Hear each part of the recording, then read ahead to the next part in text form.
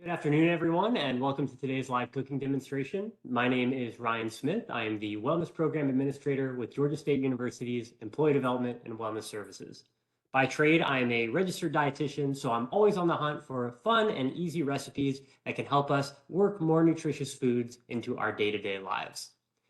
Before we get started today, I just want to cover a couple quick things. We are going to be recording today's session, so if you'd like to view it again at a later time or share it with a colleague who may not have been able to attend today, we will have that recording made available and emailed out to all of you after today's session.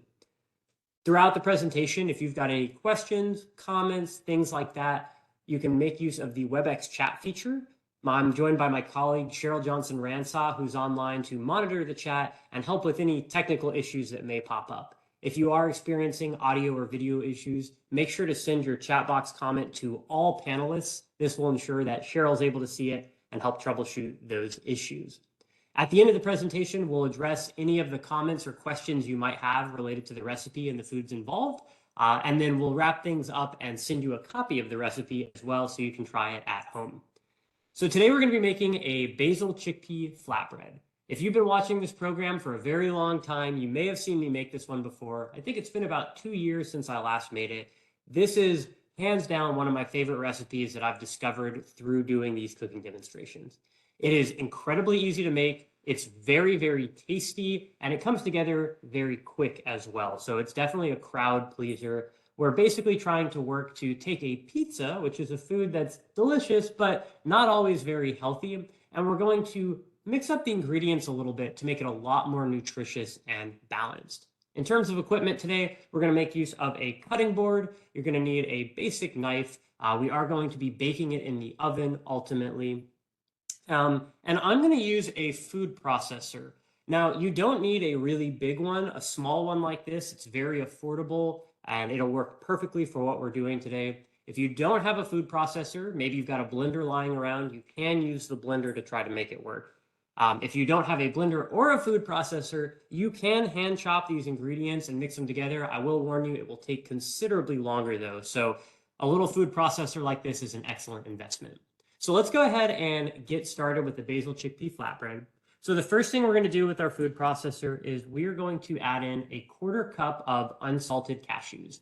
Now we're going with unsalted because we've got sodium coming into this recipe from a variety of different places, and we're going to do our best to keep it a little bit lower. That's big change number one that we want to make this a healthier item compared to a traditional pizza or flatbread. Lowering that sodium to help keep our blood pressure at a healthy level and support heart health. So a 1/4 cup of the unsalted cashews going in.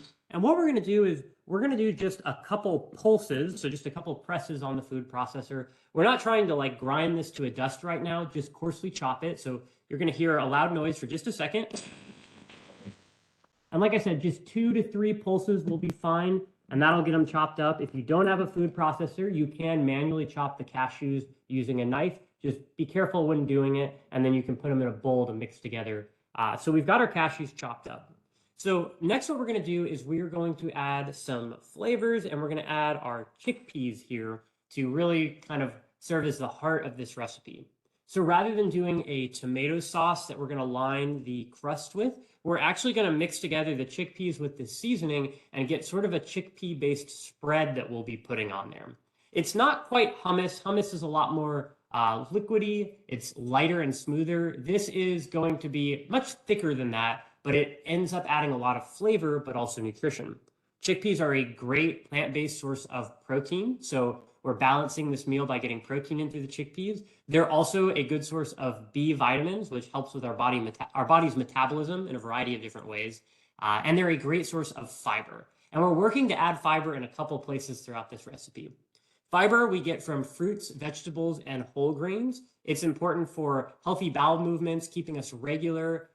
It supports healthy blood sugar and can help lower our cholesterol as well. And finally, it leaves us feeling fuller and more satisfied from less food. So if you're working on healthy weight maintenance, incorporating more fiber into your diet is a great way to naturally let your body feel more fulfilled without having to eat as many calories.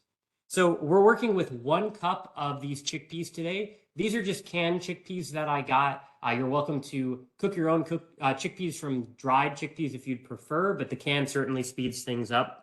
Now, a whole can will usually have about 2 cups, a little bit less than that. So you can also just use half of a can of chickpeas or potentially make multiple flatbread, which we'll talk about more in a little bit because chances are when you buy your crust, you'll get a couple of those. So we put in the cup of chickpeas. Next, what we're going to do is we are going to add half of a cup of chopped basil to this. This is going to give us that signature Italian flavor. If you don't have fresh basil, you can substitute it for dry basil as another option. But we're going to be using half a cup of fresh basil today. All right, so we'll put that in. Next, we're going to do 1 tablespoon of olive oil. So that's adding some heart-healthy fats. Olive oil is a heart-healthy fat because it is lower in saturated fats and higher in unsaturated fats. That's what we look for whenever we're trying to make heart-healthy choices when it comes to fats. We're going to do a 1/4 teaspoon of salt, trying to keep it very controlled and moderated so that we can have that tasty flavor but not go overboard. We'll do a 1/4 teaspoon of ground black pepper. And then finally, you can do 1 clove of fresh garlic or 1 teaspoon of minced garlic. I'm using minced garlic because you can keep it in the refrigerator for a very long time, making it very convenient for whenever you decide you do want to cook or use something that has garlic in it. Now, real quick before I mix this up, I did forget to mention one thing. I've gone ahead and preheated my oven. You may have heard it beep at the beginning of the demonstration. You want your oven set to 425 degrees Fahrenheit. That's what we'll be baking the flatbread at. So go ahead and do that. Adjust a rack to the middle position in your oven. And then let's get our food processor set back up. So once again, we're not trying to grind it down to a super smooth texture or anything like that. We sort of want it to have a coarse, almost sand-like consistency whenever we do this so that we can spread it across the flatbread. So loud noise again, just going to pulse this a couple times until it's well blended. And what you may find is, depending on your food processor, after the first pulse, if you see it starting to ride up the side, I would recommend taking a spatula like so and just pushing things back down towards the blades. This is especially important if you are doing using a blender as your food processor, since the blades tend to be just on the lower portion of the blender, or most blenders. You may want to make sure everything's pushed down there so it can blend evenly. So let's give it another pulse or two. Okay, and that is going to be our basil chickpea spread that we'll put on our pizza. So let's go ahead and start setting that up. So you're going to use a baking sheet. I line mine with foil. It helps things not stick to the sheet and just makes cleanup a little bit easier. And you're going to want to use a thin pizza crust. Now, when you go to the grocery store, what's available will, of course, vary depending on which store you're at. But today we're working with a thin pizza crust that has a special property about it that helps make this heart healthier. And that is that it is very, very low in sodium. Now, some pizza crusts and products will advertise that on the front somewhere. They might brag about it being heart healthy. But you may have to turn it around and look at the nutrition label and come to the sodium category to see how much is in it. If you're not very familiar with sodium amounts, what you can do is pick up 2 different options, maybe 2 different brands, and compare and try to pick the one with the lower amount of sodium in it. This one happens to be very low. It's only got 80 milligrams in 1/3 of the crust, or 3% of your daily limit in 1/3 of the crust. If you were to use a regular pizza crust, it's usually about 5 times higher than this. So this was a great find. But if you can't find something like this, that's okay. Find the lowest sodium option that's available to you. So you can see these are really thin. This helps make the pizza a little heavy or healthier too, because they tend to be very heavy in carbohydrates with thick crusts. So we're keeping it a little bit thinner, helping lower the calories and keeping things lighter so we can balance it out with some of our other ingredients. So we're going to place that on the pan. What we're going to do next is, using another tablespoon of olive oil, we're going to coat this with the oil and brush it around. So I have an oil brush, which is great for applications like this. You can sort of dip and spread or pour a little bit and spread it around. If you don't have an oil brush, that's totally fine. A lot of people will just pour the oil on and use the back of a spoon to sort of move it around. Or some people will use a paper towel and kind of use that to spread things around, though the towel will, of course, absorb some of the oil while you're doing that. So I usually like to use the back of the spoon method, or if possible, the oil brush is certainly the best applicator. So spreading that around evenly. Okay, so this is going to add some flavor, going to make it a little bit richer too and nice and satisfying. So we will open up our food processor here. I'm going to remove the blade there, set that to the side. And so you can see this sort of has a brownish green tint to it. That's from the basil getting spread throughout the chickpea mixture. Definitely looks very healthy. And using a spatula, go ahead and start scooping that out. And what I like to do is just honestly dump it all into the middle of the flatbread, and then we can spread it more evenly. You can use a knife for this, but the spatula definitely makes the process easier and helps make sure you get all of that chickpea basil spread out of your food processor so you can make full use of it. So as I mentioned, this is sort of a substitute for the tomato sauce that you'd typically find. Tomato sauce is very tasty, though most of the store-bought ones tend to be very, very high in salt. Though if you're ever making a pizza on your own at home, you can make your own tomato sauce and help keep the sodium content a lot lower. So go ahead and spread that out with the spatula. I like to spread it pretty close to the end of the crust. We want a little bit of a handle for people to hold on to whenever they're eating it, but I want to make sure that there's lots of flavor in every bite. So I usually will leave, I don't know, maybe half an inch of clearance towards the edge. And try to avoid any big clumps. Make sure it's flat and evenly spread out. That'll help everything bake evenly when we put it in the oven. So that's looking pretty good to me. I'm going to get this last little bit off the back of the spatula. And in case you can't see that, I'll try to hold it a little closer. You can see how I've spread it out towards the crust. So let's set this over to the side for now. We are going to now chop up some vegetables and get those ready. This is a way for us to add more fiber and more vitamins and minerals to this dish to help make it healthier.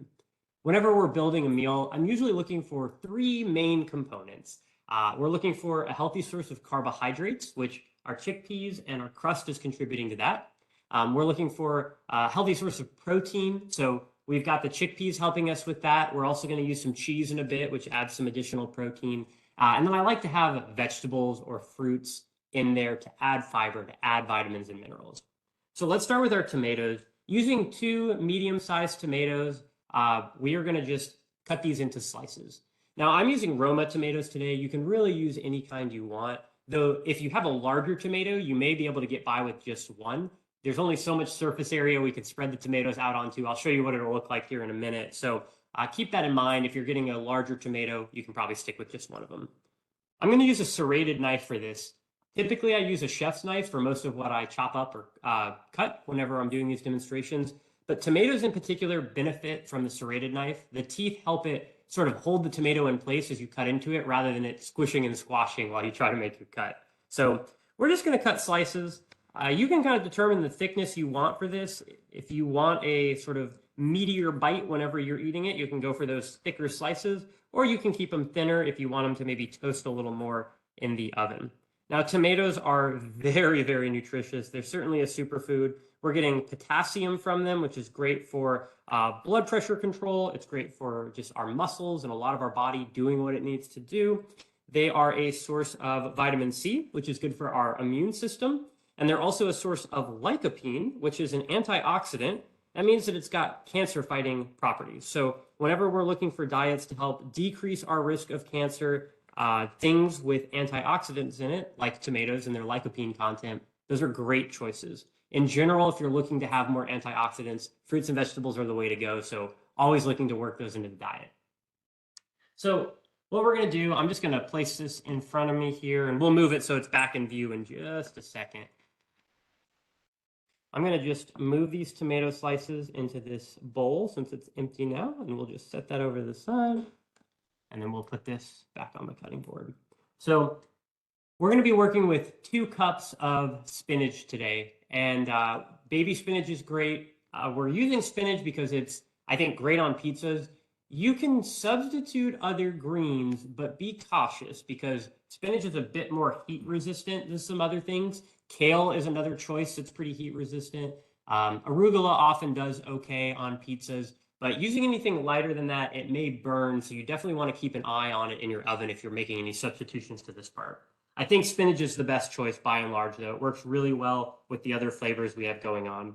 So we're doing 2 cups of spinach. Go ahead and just spread that out across your flatbread. Again, the goal is to get a little bit of each ingredient in every bite. So that looks good to me. Next, what we're going to do is we're going to place the tomatoes throughout the pizza and just balance those out. Now, some people may wish to put the cheese on before the tomatoes. That's entirely up to you. If you want the cheese to be sort of melted over the tomatoes, or if you want the tomatoes to really pop and stand out visually, it can look nice to do them after the cheese. So tomatoes there. And then this is probably one of the biggest changes we're making. We're using just mozzarella cheese like you would for a pizza, but we are only using half a cup of cheese. If you've ever made a full pizza or flatbread before, they typically have a lot more cheese than that. So we're trying to keep this more nutritious, control the sodium, control the calorie content by really limiting the cheese to just half a cup. And what I think you'll find with this recipe is that basil chickpea spread is so flavorful and so tasty that you really won't miss the cheese that much. You'll still get a little bit of that cheese flavor in every bite, but it's not super thick. It's not super heavy. So this ends up being a lot more nutritious. So using that half a cup you measured out, go ahead and just sprinkle the cheese evenly across your flatbread, getting a little bit on each section so every bite's tasty. And as you're doing this, you'll probably notice, this does not look nearly as cheesy as most pizzas do. It honestly looks a lot more like a salad, but that's kind of our intent here, is to balance the nutrition, keep the cheese in the dish, enjoy it in moderation, and focus on some of those other heart-healthy ingredients so that we can support our overall health and well-being. So that's half a cup there. And then the last thing that we're going to do is I'm just using the cheap grated Parmesan cheese like this. If you want to buy Parmesan cheese in a bag, you can do a sprinkle of that as well. Just 1 to 2 tablespoons of the Parmesan cheese to make the flavor a little more complex. I'm just kind of shaking a little bit out. I think it goes nicely with the mozzarella cheese and adds a little bit of variety to it. So just a little bit of that. And what we'll do is we'll put that in on the middle rack on our oven that's set to 425 degrees Fahrenheit, and we'll bake it for about 15 minutes or until that cheese starts to become a golden brown. If you're using a very thin crust, keep an eye on the crust because the crust may brown faster than the cheese, depending on how thin it is. If something looks like it's getting close to burning, go ahead and pull it out and you'll be good to go. So we'll set this in the oven now.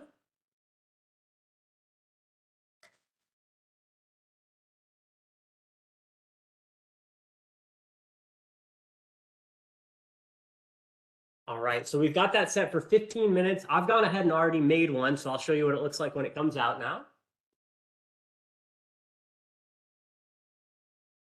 So here is let me see if I can get a view without dropping it. There is our final product. It looks so good, smells so good. You can really smell the basil. Of course, anytime you're making pizza, you get those Italian flavors kind of coming up in the air.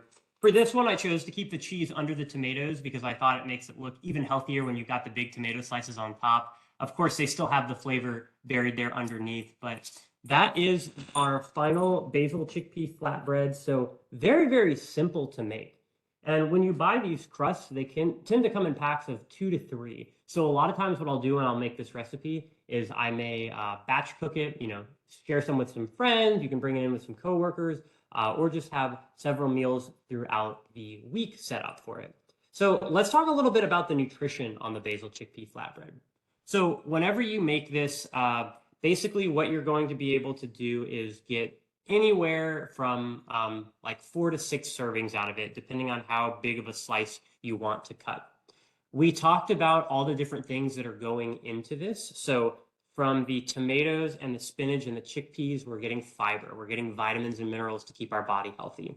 Our chickpeas and our cheese are contributing protein to help our muscles feel supported. We've got healthy fats coming in from the olive oil. And then the fats coming in from the cheese are not really heart healthy, but we kept them to a minimum. So we're enjoying that delicious flavor and balancing it with some heart healthier options. Kept the sodium low by finding a low sodium pizza crust and minimizing the amount of salt we add to things. We also used unsalted cashews, and I used low sodium canned chickpeas. So you can see how all these decisions start to add up to create a much healthier dish.